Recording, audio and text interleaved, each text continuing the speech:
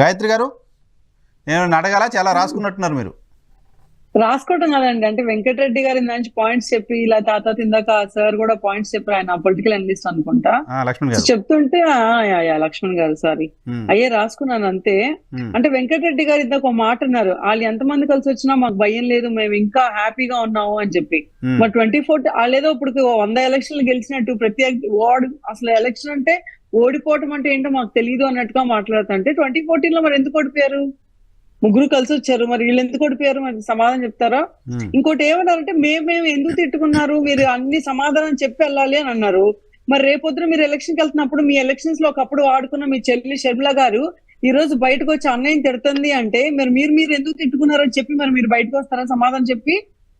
ఇప్పుడు ఇందాక ఇంకో మాట అన్నారు, డైరెక్ట్ పొత్తులు ఇండైరెక్ట్ పొత్తులు అని. అంటే జగన్మోహన్ రెడ్డి అనే వ్యక్తిని తిట్టే ప్రతి పార్టీ, తిట్టే ప్రతి లీడర్ కూడా పొత్తులో ఉన్నాడని అనుకుంటే ఏం చేయలేమండి. ఎందుకంటే ఈ రాష్ట్రంలో ఈ రోజు ఆ పరిస్థితి వచ్చేస్తుంది.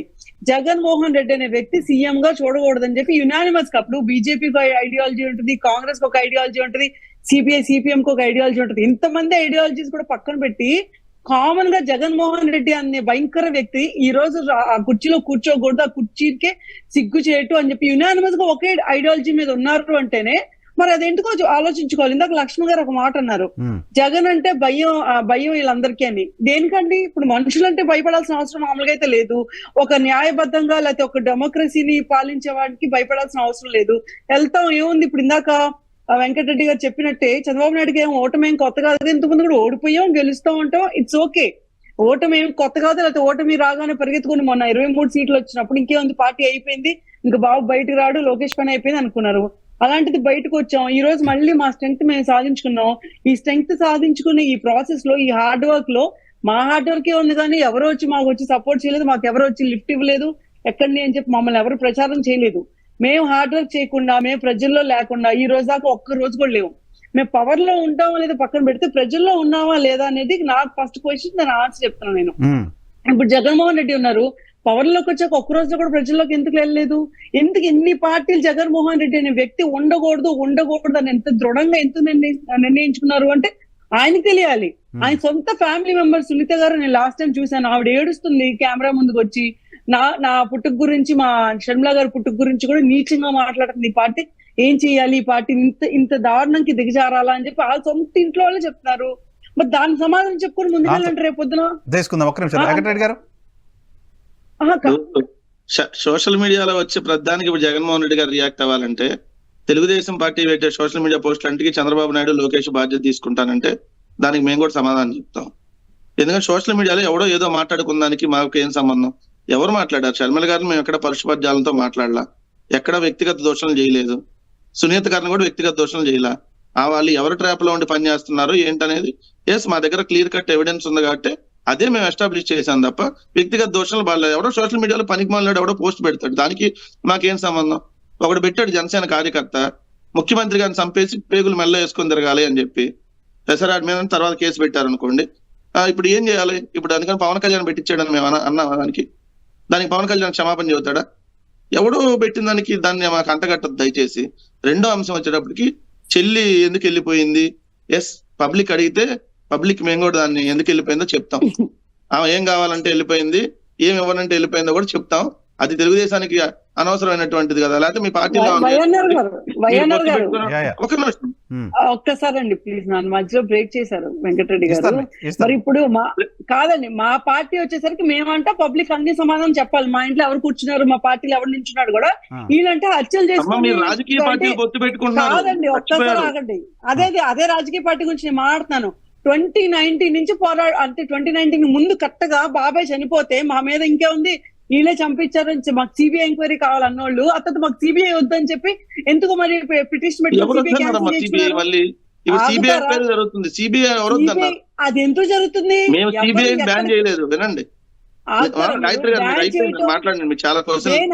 నేను చాలా క్వశ్చన్స్ ఇందాక నేను రాసుకున్నాను. Let me talk. వైఎన్ఆర్ గారు సిగ్నల్ లేదని నేనంటుంది, మేము మాత్రం దేనికి సమాధానం చెప్పకూడదు. నువ్వు మీ బాబాయ్ చనిపోయి ఈరోజు సిఐడి కేసు ఎందుకు ముందుకు మూవ్ అవ్వట్లేదు? మీ బాబాయ్ విషయంలోనే న్యాయం చేయని వాళ్ళు మీ మీద ఒక చిన్న భారతి గారి మీద ఒక పోస్ట్ పెడితే నెక్స్ట్ డే వాళ్ళు వెళ్ళి జైల్లో ఉంటారు. గాయత్రి గారు, ఇప్పుడు సిబిఐ ఎంక్వైరీ చేస్తోంది మన వివేకానంద రెడ్డి గారి కేసు. సిబిఐ కేంద్ర ప్రభుత్వం పరిధిలో ఉంటుంది. కేంద్రంలో అధికారంలో ఉన్న భారతీయ జనతా పార్టీతో ఇప్పుడు మీరు పొత్తు పెట్టుకుంటున్నారు. ఎలక్షన్ లోపు తొందరగా తేల్చేసేయాలి మీరే ఇప్పుడు దాన్ని ఒత్తిడి తీసుకొచ్చి, రైట్? అండ్ ఆ లాస్ట్ టైం కూడా మేము ఉన్నామండి పొత్తులో. నేను అంటే ఇప్పుడు మీరు ఇక్కడ ఒక స్పీకరా, ఇద్దరు స్పీకర్లా, ముగ్గురు స్పీకర్లా నాకు తెలియట్లేదు, కానీ ఎంతమంది జగన్ గారిని సపోర్ట్ చేసుకుంటారో మీతో సహా నాకేం ప్రాబ్లం లేదు. అయితే నాకు కొన్ని జెన్యూన్ క్వశ్చన్ అంటే ఇప్పుడు వాళ్ళకి అన్ని జెన్యూన్ క్వశ్చన్. ఆంధ్రప్రదేశ్ పాలిటీషియన్స్ ఎట్లా తయారయ్యారంటే ఎవడన్నా ఏమైనా క్వశ్చన్ అడిగితే ముందు ఏదో కలర్ వేసి తోసేయాలి అటో ఇటో. నేను ఇప్పుడు దాకా తోయలేదండి. కదైతే యాక్చువల్ గా మా మీద ఎలిగేషన్స్ వచ్చినాయి కాబట్టి నేను చెప్తున్నాను. ఇప్పుడు మీరు మళ్ళీ కూడా బాల్ ఆల్కోట్ లో ఉన్నప్పుడు మేము ఆడుకోము, మేము రేపు ఓడిపోయాక మళ్ళీ టీడీపీని తీసుకొచ్చి నిలదీస్తాం, బీజేపీ నిలదీస్తాం, మాది కాదు కదా పని అంటే ఎలా కుదిరిద్ది? ఇదే రాజకీయాలు చేస్తారు కదా 2019 లో కూడా. అందరు విన్నాము, నమ్మాము. ఈ రోజు బయటకు వచ్చి ఒక్కొక్కరు మాట్లాడుతున్నారు మాకు ఆస్తులు ఇవ్వలేదని. ఇందాక ఒక మాట అన్నారు, ఎవడో సోషల్ మీడియాలో మాట్లాడుకున్నాడు. నేను ఎవరో గురించి చెప్పట్లేదండి. సొంతంగా షర్మిల గారు ఒక మాట అన్నారు, సాక్షిలో నీకెంత ఉందో వాట నాకు కూడా అంతే ఉంది వాట, అలాంటి సాక్షిని నా మీద ఇట్లా విష ప్రచారం చేయడానికి వాడుకుంటున్నారంటే మాకు బాధేస్తుంది, ఇంత దిగజారాల అన్నా అని చెప్పి ఆ పార్టీలో ఉన్న ప్రతి లీడర్ గురించి మాట్లాడారు. వైఎస్ఆర్ పార్టీ అంటే అసలు రాజశేఖర రెడ్డి పేరు కాదు, ఆయన పద్ధతి అసలు లేదు. దీంట్లో వైవి సుబ్బారెడ్డి లేకపోతే విజయసాయి రెడ్డి ఇంకేదో రెడ్డి వీళ్ళందరి పార్టీ, ఇది మా నాన్న పార్టీ అయితే కాదు అని ఆవిడ చెప్పారు. మరి ఇవన్నిటికి ఎందుకంటే ఆ నాన్న ఫోటో మొన్నటి దాకా ఉండేది, ఇప్పుడు అంటే తీసేశారు అనుకోండి సాక్షిలో కూడా. మరి వైఎస్ఆర్ గారి పేరుతో ఆ డ్రామాతో స్టార్ట్ చేసినప్పుడు మరి ఆ డ్రామా ఇప్పుడు ఎందుకు ఎండ్ అయింది, ఏంటి దీనికి కంక్లూజన్ ఏంటి చెప్పాక మీరు పక్క పార్టీ గురించి మా పార్టీ గురించి మాట్లాడే ముందు మీ పార్టీలో ఏమైనా ఇబ్బందులు ఉంటే ముందు మీరు మాట్లాడండి. ఇది నా కంక్లూజన్. వెంకటరెడ్డి గారు, నేను అది చెప్పాను సార్. షర్మిల గారికి సంబంధించి డెఫినెట్లీ దానికి మేము ఆన్సర్ చేస్తున్నాం. ఇప్పుడు మొన్నటిదాకా వైఎస్ఆర్ కాంగ్రెస్ పార్టీ మా నాన్న ఆశయాలతో పెట్టిన పార్టీ అని ఆమె కూడా ప్రచారం చేసి, మరి ఇప్పుడు సడన్ గా ఆమెకి అదే కాంగ్రెస్ పార్టీ మీద ఉమ్మేయాలని చెప్పి, మరి అదే ఉమ్మేయాలన్న పార్టీలోకి ఎందుకు వెళ్ళింది అనేది ఆమె సమాధానం చెప్పాలి. అంతే కదా, ఆమె సమాధానం చెప్పాల్సింది. గాయత్రి గారు చెప్పిన దాంట్లో ఒక వ్యాలిడ్ పాయింట్ ఏంటంటే, ఎవరో సోషల్ మీడియాలో పెట్టిన దానికి మేము స్పందిస్తారా, ముఖ్యమంత్రి స్పందిస్తారా అన్నారు మీరు. కానీ ఎవరో సోషల్ మీడియాలో పెట్టింది కదా, సాక్షిలో వచ్చిన దానికైతే స్పందించాలిగా ముఖ్యమంత్రి, రెస్పాన్సిబిలిటీ ఉంటుంది. సాక్షిలో ఏమని రాశారు సార్? సాక్షిలో కొంతమందితో నాకు వ్యతిరేకంగా మాట్లాడిస్తున్నారు అంటూ షర్మిల గారు మాట్లాడారు. డెఫినెట్ గా అడ్రస్ చేయాలి కదా. ఆమెకు వ్యతిరేకమైంది సార్, కాంగ్రెస్ పార్టీ గురించి మాట్లాడిస్తాం. అప్పుడు కాంగ్రెస్ పార్టీ అధ్యక్షురాలు షర్మిల గారు ఏం చేశారు కాంగ్రెస్? రాజశేఖర రెడ్డి గారి బిడ్డో సార్, ఈ రోజు రాజశేఖర రెడ్డి గారి బిడ్డగానో లేదంటే వైఎస్ఆర్ కాంగ్రెస్ పార్టీలో జగన్మోహన్ రెడ్డి గారి చెల్లెలుగానో కాదు అవును మనం చూడాల్సింది. ఈ రోజు ఓ కాంగ్రెస్ పార్టీ అని ఓ పార్టీలో ఇక్కడ ఆంధ్రప్రదేశ్ లో 0 సర్పంచ్ సీట్లు, అన్ని 0 ప్రజాప్రతినిధులు 0 ఉన్న పార్టీకి ఏమైనా తీసుకొని వచ్చి అధ్యక్షురాలను చేస్తే ఏం మాట్లాడుతున్నా దాని మీద మనం మాట్లాడుతున్నాం. అప్పుడు పొలిటికల్ లీడర్ గా ఓ పార్టీ అధ్యక్షురాలుగా ఆమె మేము సమాధానం చెప్తాం. అంతే తప్ప ఆమె వ్యక్తిగతంగా మాట్లాడితే డెఫినెట్లీ క్వశ్చన్ చేయండి. వ్యక్తిగతంగా ఎక్కడ మాట్లాడలే. సాక్షిలో ఆమె వాటా ఉంది అంటున్నారు కదా, వెళ్ళి సిబిఐకి లెటర్ ఇవ్వమనండి. సాక్షిలో నాకు కూడా వాటా ఉంది, నన్ను కూడా ఎంక్వైరీ చేయండి సార్, ఇప్పుడు దాకా ఎందుకు చేయలేదంటే సరిపోయేది కదా సింపుల్ గా. రెండోది, ఇప్పుడు నాకు వాటాలు ఉన్నాయి, ఆ వాటాల గురించి డిస్కషన్ కాదు కాబట్టి ఒకటి చెప్తున్నాను. ఇప్పుడు అన్ని రాజకీయ పార్టీలు అంటే జగన్మోహన్ రెడ్డి గారిని దించేయాలని చూస్తున్నారంట. దించేయండి, వీలైతే ట్రై చేయండి. మీ అన్ని రాజకీయ పార్టీలు మమ్మల్ని అధికారంలో కూర్చోబెట్టారా? ఏదైనా రాజకీయ పార్టీ మాకు ఏమైనా సపోర్ట్ చేసి మమ్మల్ని అధికారంలో కూర్చోబెట్టిందా వైఎన్ఆర్ గారు? ప్రజలు ఓట్లేస్తే మేము అధికారంలోకి వచ్చాం. వీళ్ళ మమ్మల్ని దించడానికి, మమ్మల్ని కూర్చోబెట్టడానికి. మీకు 4 పార్టీలు షూరిటీ ఇస్తే తప్ప ఎన్నికల్లో పోటీ చేయలేడు. మీరేందమ్మా మీరు మళ్ళీ ఎవరికో గ్యారంటీ ఇచ్చేది? మీరు 4 పార్టీలు మీకు షూరిటీ ఇవ్వాలి. ఆ 4 పార్టీలు షూరిటీ ఇస్తే నాకు గ్యారంటీ ఉంటదని చెప్పి చెప్పుకునే మీరు మా గురించి విమర్శలు చేయటం ఏంది?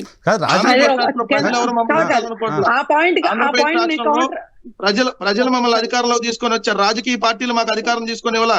లేదంటే మా మీద ఈ రోజు నిత్యం వ్యతిరేక వార్తలు రాస్తున్న తెలంగాణలో కూర్చొని తెలంగాణలో ఓటు హక్కు ఉన్నటువంటి ఆ 2 పత్రికా అధిపతులు లేదంటే ఆ ఛానల్ అధిపతులు, వాళ్ళు తెలంగాణ రాష్ట్రంలో ఓటు హక్కు ఉంది, కంప్లీట్ గా వాళ్ళు తెలంగాణ బ్యాక్గ్రౌండ్, ఆస్తులు తెలంగాణ, వాళ్ళు కట్టే ట్యాక్సులు తెలంగాణ, వాళ్ళే మమ్మల్ని అధికారంలో కూర్చోబెట్టలా. వాళ్ళు ఎవడో మమ్మల్ని 4 తప్పుడు వార్తలు రాస్తే మమ్మల్ని ఏదో దించేస్తామని అనుకుంటే ఇవన్నీ చాలా మందిని చూసాం. సోనియా గాంధీయే మమ్మల్ని అధికారంలో రాకూడదని ప్రయత్నించింది, ఆమె అధికారాన్ని కోల్పోయిందిలే. కానీ ఇదే చంద్రబాబు నాయుడు మమ్మల్ని అధికారంలోకి రాకుండా చూడాలంటే ఆయన అధికారం పోయింది. ఇదే పవన్ కళ్యాణ్ మా అధికారంలోకి రాకూడదని కోరుకుంటే కనీసం ఎమ్మెల్యే కాల. సో చాలా మంది చూసాం కానీ ఇట్లాంటివన్నీ మాకేం కొత్త కాదు. ఏంటి గాయత్రి గారు? కాదు, ఇందాక అంటే బాబు గారికి అందరూ షూరిటీలు ఇస్తే గానీ ఆయన ఎలక్షన్ కి వెళ్ళారన్నా కదా. మరి మీకేంటండి ఐఏఎస్ ఆఫీసులు షూరిటీలు ఇచ్చి మీకేమైనా డేటా అప్పచెప్పి మీ దొంగ లాగిన్స్ ద్వారా ఓటర్లు జాయిన్ చేస్తే అప్పుడు మీరు ఎలక్షన్ కి వెళ్ళి గెలుస్తారా? మన తిరుపతి బై ఎలక్షన్ పత్రికలో రాసిన చదువుతున్నారు, ఎందుకు న్యూస్ లో ఎలక్షన్ కమిషన్ చెప్పింది, న్యూస్ లో దేంట్లో వచ్చింది? ఏంటది ఎలక్షన్ కమిషన్ అన్ని చెప్పింది. రంకు జ్యోతి అనేటటువంటి పత్రికలో వచ్చిన వార్తలు మీరు ఇక్కడ వచ్చి దాన్ని ఏదో వార్తల్లాగా చదవమాకండి అమ్మా. వార్తల ఆ పత్రికలో వచ్చిన వార్తల గురించి డిస్కషన్ ఇప్పుడు పెడితే నేను రాధాకృష్ణ గురించి చాలా చెప్పాల్సి వస్తుంది. మళ్ళీ ఒక నిమిషం సార్, నేను మీకున్నది క్లియర్ గా చెప్పా. ఆంధ్రప్రదేశ్ రాష్ట్రంలో ప్రజలు మాకు అధికారం ఇచ్చారు. సరే, ప్రజలు అధికారం ఇచ్చారు, వాళ్ళు చెప్తుంది ఏంటంటే మీరు అందరూ కలిసి వస్తున్నారు మమ్మల్ని ఓడించలేక భయపడని మీరు చెప్తున్నారు. కానీ ఆమె చెప్తుంది ఏంటంటే మీరు ఇంతమందిని దూరం చేసుకున్నారు, ఇంతమంది పార్టీలతో పాటు మీ కుటుంబ సభ్యులను కూడా దూరం చేసుకున్నారు అనేది ఆమె చెప్తున్న పాయింట్. Right, okay.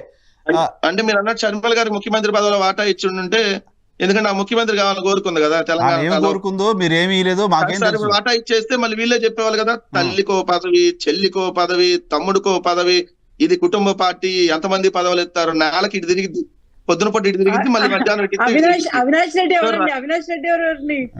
నేను చెబుతున్నా. బాలకృష్ణ ఎవరు, బాలకృష్ణ ఎవరు, లోకేష్ ఎవరు, ఆ గీతం సంస్థల ఆ భరత్ ఎవరు చెప్పండి. బాలకృష్ణ ఇద్దరు అల్లులకి ఇప్పుడు 2 పదవులు.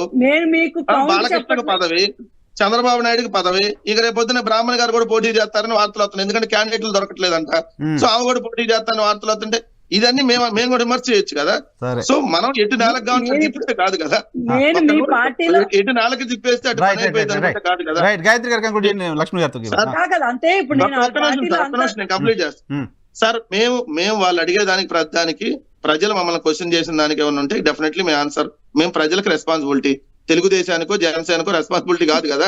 కాదు, రాజకీయ పార్టీలు ప్రభుత్వానికి సంబంధించి ప్రశ్న ఇస్తే ఆన్సర్ చేయాల్సిందే కదా. ప్రతిపక్షాల ప్రశ్నకి ఎందుకు ఆన్సర్ చేయదు ప్రభుత్వం? ఏం చేస్తున్నాం సార్, రోజు చేస్తానే ఉన్నాం కదా. తెలంగాణలో బురద తీసుకుని వచ్చి ఆంధ్రాలో చల్లుతుంటే అయినా కూడా వరి బాబు వీళ్ళు అసలు ఈ రాష్ట్రానికి సంబంధించిన వ్యక్తులు కాదు, ఇదంతా రోజు బురద ఇట్లా చల్లుతారని చెప్పి దానికి సమాధానం చెప్తానే ఉన్నాం కదా. డెఫినెట్లీ ఆన్సర్ చేస్తానే ఉన్నాం కదా. చేయండి ఇక్కడ. రైట్. లక్ష్మణ్ గారు, సీట్ల సర్దుబాటు దాకా వెళ్ళింది. సో సీట్ల సర్దుబాటుకు సంబంధించిన అంశం క్లిష్టతరంగా ఉంటుందా? 2 పార్టీలకు కలిపి 30 సీట్లనే ఒక ప్రచారం తెలుగుదేశం పార్టీ మీడియాలో వస్తోంది. సో ఈ ప్రచారం జరగడం వెనక రీజన్ ఏంటి? ప్రచారం ఏమన్నా జరగని కానీ బీజేపీ ఇంట్రెస్ట్ పార్లమెంట్ సీట్లు. వాళ్ళు మీకు బీజేపీలో ఏం జరుగుతుందో బాగా తెలుసు, నాకు తెలుసు ఆ విషయం. ఏంటి, ఎన్ని సీట్లు అడుగుతున్నారు అది చెప్పవచ్చు. బీజేపీ వాళ్ళు ఈసారి తీసుకున్నటువంటి పాలసీలు ఏంటంటే ప్రతి రాష్ట్రంలో కూడా బీజేపీ పార్లమెంటు సభ్యుడు అట్లీస్ట్ ఒకరైనా ఉండాలి. ప్రతి రాష్ట్రంలో కూడా బీజేపీ పార్లమెంటు సభ్యుడు లేని రాష్ట్రం అంటూ ఉండకూడదు అనే ఒక నినాదంతో ఈ ఎన్నికలు వెళ్తున్నారు. సరే, మనం ఇక్కడ 25 సీట్లు ఉన్నాయి కాబట్టి 25 సీట్లలో సరే 2 పవన్ కళ్యాణ్, కొన్ని అనేక మీడియా సంస్థల్లో ఇవాళ 10 అడుగుతున్నారు అనేది వస్తున్నది. 2 పవన్ కళ్యాణ్ కు 8, ఎందుకంటే ఆల్రెడీ పవన్ కళ్యాణ్ 2 క్యాండిడేట్లు ప్రకటిస్తున్నాడు కాబట్టి ఇంకా 8 బీజేపీ అడుగుతున్నదే. సో వాళ్ళకి కావాల్సి వాళ్ళ ఇంట్రెస్ట్ అదే. పవన్ కళ్యాణ్ ఇంట్రెస్ట్ కూడా అసెంబ్లీ కాదే, అసెంబ్లీ ఏదో ఆయన ఏదో దండిగా సీట్లు తీసుకొని గెలిచి లేకపోతే పవర్ షేరింగ్ చేసుకోవాలనే విధానంలో ఆయన లేడు. చంద్రబాబు గాని అనుకుంటున్నాడు. ఆయన అనుకుంటున్నప్పుడు ఆయన కూడా ఏదో నాకు 3వ భాగం సీట్లు ఇస్తాడని ఆయన బహిరంగంగా చెప్పాడు. కానీ ఇప్పుడు 3వ భాగం సీట్లు ఇస్తున్నాడా అంటే 58 సీట్లు ఇస్తాడా? ఆయన కూడా ఇద్దరు కలిపి కూడా 30 అని రాస్తున్నారు. అదే తగ్గాడు. తగ్గినప్పుడు ఇక్కడ బీజేపీ పాయింట్ వీలో చూస్తే వాళ్ళ అసెంబ్లీ ఇంట్రెస్టే కాదు. నేనైతే చెప్తున్నాను, ఒకవేళ 5 పార్లమెంటు సీట్లలో 8 పార్లమెంటు సీట్లు తీసుకుంటే కూడా ఒక్క పార్లమెంటు సీటుకు ఒక అసెంబ్లీ బీజేపీ అభ్యర్థినే ఇచ్చినా కూడా చాలు. ఒక పార్లమెంట్ లో ఒక అసెంబ్లీ అంతే. అంత మించి వాళ్ళేమి ముందుకు వెళ్ళరు వాళ్ళు. అందువల్ల వాళ్ళకి ఎత్తులో పదవి చాలు వాళ్ళకి. ఇంకా పవన్ కళ్యాణ్ విషయం ఏమంటావా? మరి ఆయనకేమో ఆయన దగ్గర డిమాండ్ ఉంది, బీజేపీలో డిమాండ్ ఏం లేదు, మేము టికెట్ ఇవ్వమంటే ఎవరేం చేయలేరు. ఎందుకు ఇప్పుడు గొడవ అంతా బీజేపీలో టికెట్లు అడుగుతున్న వాళ్ళ కారణంగానే పొత్తు దాకా వెళ్ళిందని కదా. సుజనా చౌదరి గారు పోటీ చేయాలనుకున్నారంట, టీజీ వెంకటేష్ గారు పోటీ చేయాలనుకున్నారంట, తెలుగుదేశం నుంచి వచ్చినోళ్లే కదా. ఈవెన్ పురంధేశ్వరి గారు పోటీ చేయాలనుకున్నారంట, జీవీఎల్ గారు అడుగుతున్న మాట నిజమే, సీఎం రమేష్ నిజమే, సుజనా చౌదరి నిజమే, వాళ్ళెవరు వేరే పార్టీ నుంచి వచ్చిన వాళ్ళు కదా. బీజేపీ సార్, బీజేపీ కదా వేరే పార్టీ నుంచి వచ్చినా. కారణం చెప్పలేదు. నేనేం చెప్తున్నానంటే ఎవరు ఏమైనా కూడా కనీసం 5 సీట్లైనా గెలుచుకోవాలనేటువంటి లక్ష్యం బీజేపీకి ఉంది. అక్కడ 5 గెలవాలంటే 8 తీసుకోవాలి కదా. నా పాయింట్ ఏంటంటే ఇప్పుడు ఎవరు గెలిచినా బీజేపీ లెక్కలోనే ఉన్నాయి కదా ఆంధ్రప్రదేశ్ లో. అది లెక్క, అది కాదు. ఇందాక చెప్పే కదా నేను, ప్రతి రాష్ట్రంలో సొంతంగా బీజేపీ అభ్యర్థులు కాదు, బీజేపీ పార్లమెంట్ మెంబర్స్ ఉండాలి వాళ్ళకి. అవునా? ఓకే, అది కదా పాలసీ. ఈసారి ఓకే అడుగుదాం ఒకసారి. బీజేపీ వెంకటేశ్వర రెడ్డి గారు అంతేనా? కాదు సార్, దానికి అన్నప్పుడు ఆల్రెడీ తెలుగుదేశం నుంచి గెలిచిన వాళ్ళు అటు వెళ్ళిపోయి ఇప్పుడు ఉన్నట్లు లెక్కేగా బీజేపీ కింద. అది రాజ్యసభ కదా. వైఎన్ఆర్ గారు పెద్దలు విశ్లేషకులు వారు ఎట్లా అంటే చాలా స్వేచ్ఛగా చెప్పేస్తున్నారు. అయితే తెలుగుదేశంలో గాని వైఎస్ఆర్ కాంగ్రెస్ పార్టీలో గాని ఈ రోజు వేరే పార్టీ నుంచి వెళ్ళిన వాళ్ళే ఉన్నారు కదా. కాబట్టి భారతీయ జనతా పార్టీలో ఇంకొక పార్టీ నుంచి రావటం అనేది ప్రజాస్వామ్యంలో అది ఇంకొక విధంగా అనుకుంటే ఎట్లా అవుతుంది. కాబట్టి ఒకసారి భారతీయ జనతా పార్టీలో చేరినప్పటికీ భారతీయ జనతా పార్టీ నాయకులే, ఆ పార్టీకి సంబంధించిన సింబల్ మీద పోటీ చేస్తే వాళ్ళే. మీకు ఇన్ని విషయాలు తెలుసు కదా. కాబట్టి ప్రతిదానికి ఆంధ్రప్రదేశ్ లో ఒకటి ఏంటంటే భారతీయ జనతా పార్టీని ఇంకొక విధంగా బూచిగా చూపడం అనేది మీడియా కానీ మిగతా అందరు పెద్దలందరికీ కూడా ఒక విధమైన అలవాటు అయిపోయింది. కాబట్టి భారతీయ జనతా పార్టీ ఈ రాష్ట్రంలో అసెంబ్లీలో కూడా పోటీ చేస్తుంది, మంచి సంఖ్యలోనే ఖచ్చితంగా పవర్ షేరింగ్ కూడా చేసుకోవడానికి సిద్ధంగా ఉంది. అంటే వాళ్ళు మాట్లాడే మాటలు కొంచెం అట్లా. ఇంతకుముందు కొద్దిసేపటి క్రితం నేను సుజనా చౌదరి గారు ఎక్కడ మాట్లాడడం విన్నా. ఏం మాట్లాడుతున్నారు ఆయన అంటే 2014లో ఎన్డీఏ అధికారంలోకి రావడానికి తెలుగుదేశం పార్టీ కారణమైంది, ఇప్పుడు కూడా తెలుగుదేశం పార్టీ ఉంటేనే ఎన్డీఏకి అడ్వాంటేజ్ అవుద్ది అని చెప్తున్నారు, బీయింగే భారతీయ జనతా పార్టీ లీడర్. కొంచెం హార్డ్గా అనిపించింది అది వినడానికి కూడా. ఎవరన్నా అట్లా మాట్లాడితే కూడా అవి వ్యక్తిగత వ్యాఖ్యలే, అవి ఏం అధికారికమైన వ్యాఖ్యలేం కాదు. అయితే విషయం ఏంటంటే ప్రపంచంలోని అతి పెద్ద రాజకీయ పార్టీ, 18 కోట్ల సభ్యత్వం కలిగిన పార్టీ. ఈ రాష్ట్రంలో కూడా 2 ప్రాంతీయ పార్టీలకు సంబంధించిన సామాజిక నేపథ్యాల గురించి భారతీయ జనతా పార్టీకి 2019లో గానీ ఓట్లు వేయలేదు. కానీ అయితే మా ఓటు షేరింగ్ మాకు ఖచ్చితంగా ఉంది. మీ అందరికి కూడా తెలుసు. నిన్నటికి ప్రపంచంలో మీది చాలా పెద్ద పార్టీ, కానీ ఆ ప్రపంచంలో ఆంధ్రప్రదేశ్ లేదు. సమస్య అది అది కానే కాదు. చూడండి, 2014 నుంచి ఆంధ్రప్రదేశ్ విభజన అయినప్పటి నుంచి ఈ రాష్ట్రంలో మా మీద ఉద్దేశపూర్వకంగా ఏదో ఒకటి రాజకీయ పార్టీల మీద ఉద్దేశపూర్వకంగానో ఉద్దేశపూర్వకం కాకుండా దాడులు ఉంటాయి కదా. అట్లనే కాదు.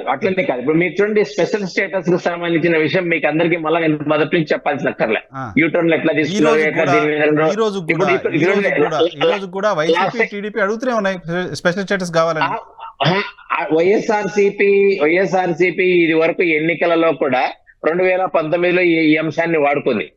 ఇంతకు ముందు మేము ఇచ్చినప్పుడు కూడా తెలుగుదేశం పార్టీ అధికారంలో ఉన్నప్పుడు అసెంబ్లీ తీర్మానం చేసింది.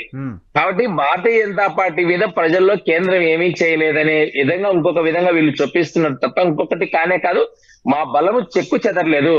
ఆంధ్రప్రదేశ్ లోని 46,000 పోలింగ్ బూత్లలో కూడా మా శక్తి ఉంది. ప్రతి పోలింగ్ బూత్ లో కూడా. సార్, ఎలక్షన్ పాలిటిక్స్ లో ఎలక్షన్ లో ఎన్ని ఓట్లు వచ్చినాయి అనేది క్రైటీరియా ఎవరికైనా. త్రిపురలో 0.25% ఆంధ్రప్రదేశ్ లోనే 1999లో 18% ఓట్లు వచ్చాయి. 18, 28 కావాలా 0.58. మీకు 2019లో జరిగిన ఎన్నికలు చాలా ప్రత్యేక పరిస్థితులలో జరిగినాయి కాబట్టి జగన్మోహన్ రెడ్డి ఒకసారి అడిగారు కాబట్టి నేను నష్టపోయానని చెప్పాడు, ఓదార్పు యాత్ర చేస్తానని చెప్పాడు, అలివి గారి హామీలన్నీ చెప్పాడు కాబట్టి వారికి ఓటేశారు ఒకసారి అవకాశం ఇద్దామని. అంత మాత్రం చేత భారతీయ జనతా పార్టీ అట్లా లేదని జాతీయ పార్టీ కాబట్టి మా నిర్ణయాలు ఎట్లా 1% దాటుతారు, పొత్తు ఉంటుంది కాబట్టి టీడీపీ మీకు కలిసి వెళ్తారు కాబట్టి మీ ఓటింగ్ పర్సెంటేజ్ కూడా వేరేగా రిఫ్లెక్ట్ అవుద్ది, పర్సెంటేజ్ డెఫినెట్ గా పెరుగుద్ది. Right sir, all the very best. YNR గారు ఒకే విషయం చెప్పేస్తా, భారతీయ జనతా పార్టీకి బలం ఉంది కాబట్టి ఈ రోజు తెలుగుదేశం గాని ఇంకొకరు గాని మాతో పొత్తు పెట్టుకోవడానికి చెప్తుంది గాయత్రి గారు చెప్తున్నారు 1% కూడా ఓట్లేని వాళ్ళతో మేము ఎందుకు పోతాం సార్. నేను అలా అనలేదండి, అలా వెళ్తున్నాం అంటే రీజన్ ఏంటో చూడండి అన్నారు. అంటే దాని రీజన్ వేరే. ఫ్రీ అండ్ ఫెయిర్ ఎలక్షన్ జరగడం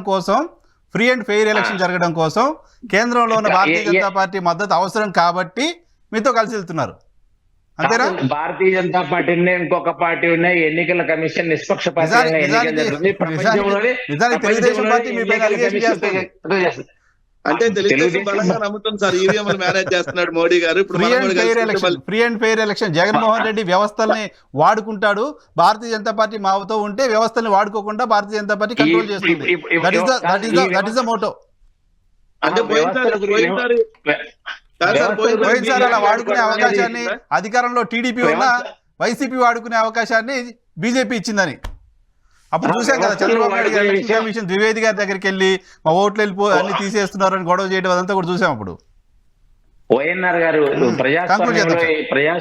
ప్రజాస్వామ్యంలో ఈవీఎంలు గాని ఎన్నికల నిర్వహణలో గాని అవి మనం ఓడిపోయిన సందర్భంలో మాట్లాడుకోవాల్సిందే తప్ప ఇంకొకటి కానే కాదు. ఎందుకంటే అత్యంత పారదర్శకంగా ఎన్నికల బలం 1% 2% ఉన్నా లేకపోయినా మీ బలం ఈవీఎంలు వ్యవస్థలు ఎలక్షన్ కమిషన్ ఈ విషయాల్లో చాలా స్ట్రాంగ్ గా ఉందని నమ్ముతాను. మా బలం మీరు మా బలం టీడీపీ అనుకుంటుందని టీడీపీ అన్నా ఎవరన్నా కూడా మాకేం ఇబ్బంది లేదు. అలిగేషన్ చేసాం. గాయత్రి గారు కంక్లూడ్ చేయండి. ఓడిపోగానే చంద్రబాబు నాయుడు గారు అన్న మాటలు ఈవీఎంలు మేనేజ్ చేసి గెలిచారా అని అన్నాడు. అంటే దానికి అర్థం ఏంటి? ఈవీఎంలు ఎవరు కేంద్ర ఎన్నికల కమిషన్ ఆధ్వర్యంలో ఉంటాయి ఈవీఎంలు. అంటే ఇప్పుడు కేంద్రం దాన్ని మేనేజ్ చేసిందంటే ఈవీఎం మేనేజ్ చేసిందని ఆయన ఇండైరెక్ట్ అర్థంతో మాట్లాడాడు ఆ రోజు. కొంతమంది ఓపెన్ గానే మాట్లాడారు అప్పుడు ఆ టైంలో, తర్వాత వదిలేశారు. గాయత్రి గారు కంక్లూడ్ చేద్దాం. వన్ వర్డ్ టైం అయిపోయింది. వైఎన్ఆర్ గారు మీరు నన్ను బుక్ చేయడానికి మాట్లాడుతుంటుంది. నేను ఇందాక ఏమన్నాను, అయినా సరే ఎందుకు వెళ్తుందో నాకు కూడా అంతుపట్టట్లేదండి. నేను అనుకున్నా అంతే, సజావుగా సాగటానికి ఎలక్షన్ మేబీ అంటే కేంద్ర హెల్ప్ మేము తీసుకుంటున్నామేమో అని నా ఉద్దేశం. ఇందాక లక్ష్మణ్ గారు ఏం మాట్లాడారు, ఎవరు ఒప్పుకున్నా ఒప్పుకోపోయినా జగన్మోహన్ రెడ్డికి తెలుసు, ఆయన అంతరాత్మకు తెలుసు. మొన్న బీజేపీ నుంచి ఆయన ఎలా హెల్ప్ తీసుకున్నారో 2019 ఎలక్షన్స్ అని ఆయన చెప్పారు, నేను కాదండి. మరి అది నేను కూడా చెప్తున్నా.